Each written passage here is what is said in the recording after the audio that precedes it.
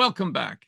In this week's ATM news, we're going to cover why stay off porn. I said last week I'd elaborate on my reasons why we ought to generally be less tolerant of porn.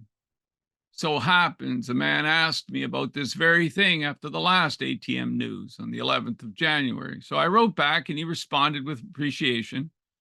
And I figured I'd share a slightly expanded answer here in case you get asked the same question and or could use the information yourself. There's nothing inherently wrong with porn. However, note that ejaculation drops testosterone. Most thinks it does the opposite, but that's mistaken. When you blow your stones unnaturally, often using porn, expect that you will also erode your T count. So keep that in mind. The bigger risk, however, is that porn triggers your adrenaline and dopamine neuromodulators. Most of you will have heard of dopamine and may still associate it with a positive emotion. Dopamine is not, however, a pleasure hormone, but rather it is a seeking and desire hormone. Dopamine makes us go hunt for food, sex, water, safety, connection, etc., etc. The way it works has much to do with our expectations. Novel seeking works best, but wears thin. This means the reward we get from something lessens over time. And then we require more and more of it for the same amount of satisfaction. Porn lends itself easily to this phenomenon by offering more kink. Keep your attention forevermore. A guy starts out by watching a milkmaid masturbating in a hay-filled barn. And eventually he can't get off unless he sees an old farmer standing on top of a stool behind a cow, banging it from behind. Whoa. Okay, you guys get the point. That was just me and the Monsters 10mm Defender board pushing the envelope a little bit in a recent meeting.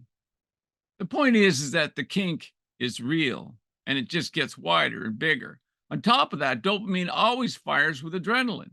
In effect, the active porn user is in a mild physiological fear state. As in, I'm excited and I hope no one hacks me and watches me while I'm doing this. He even experiences immobilization post-orgasm. Some guys use it to put themselves to sleep at night. These both involve lower order nervous system functions, the dorsal vagus for rest, digestion, freeze, and then the peripheral nerves for fight and flight. Both of these put the body into a mild fear state. And some ask, well, what's so bad about that? Surely we can handle some of that. And you can. The problem is that the body is in fear while there's no visible threat. That's an issue. This just confuses the brain, which relies on experience to make its predictions. That kills a man's confidence. Over time, though, it decimates it.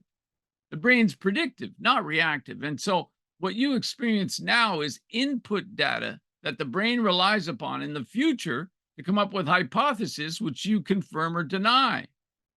So fear absent real threat confuses the brain by adding another layer of doubt to the mix. Work out by running stairs up a mountain, and adrenaline and dopamine will fire like mad. And this the brain gets. After all, you're running upstairs, for fuck's sakes. But you sit or stand at home watching porn. The body's in this fear state, but there's nothing in your environment that causes it. It's all faked on a screen you hold in your hand. Over time, this confuses the brain and it kills confidence. It erodes and kills confidence. You can read more about this in Sipping Fear, Pissing Confidence, a book I wrote about addictions, and it solves the riddle, as most addictions operate in this exact same way. The first 7 chapters cover the riddle of addiction, and I present a novel way of looking at addictions that many find super helpful. In fact, psychologist Glenn Livingston, the man behind the highly regarded Never Binge Again food addiction program, which has successfully treated thousands of binge eaters, Glenn says, the radical idea that the central driving force behind addiction is the actual pursuit of fear for its narrowing and focusing impact is an extremely useful perspective I've not seen elsewhere. I believe anyone with a personal or professional interest in overcoming addictions needs to read this book. Thank you, Glenn Livingston. Porn has an insidiously detrimental effect on a man's life. I used to tolerate it around me, but I have seen too much in the way of negative effects on men over the years to allow it now at all. Huge porn companies take advantage of the male libido to make money. They give 2 fucks about you. The whole industry is a Hobbesian descent into chaos. It's part of our feminized culture. I say, wrong guy to those kinds of shenanigans.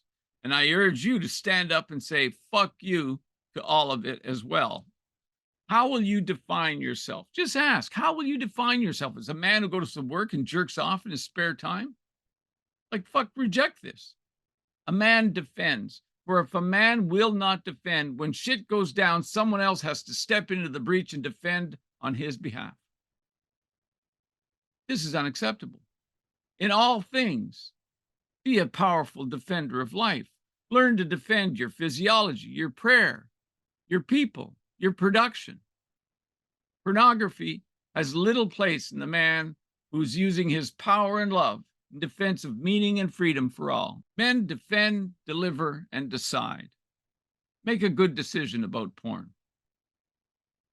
If you have any questions or comments, holler, I'll answer them. In the meantime, you know the routine, subscribe, all that stuff. Power and love to all of you, true and free. I'll put Glover's review of the book, Dr. Robert Glover, who wrote No More Mr. Nice Guy. I'll put it in the comments if you want to have a look at it. Until next time, thanks for watching. Thanks for listening.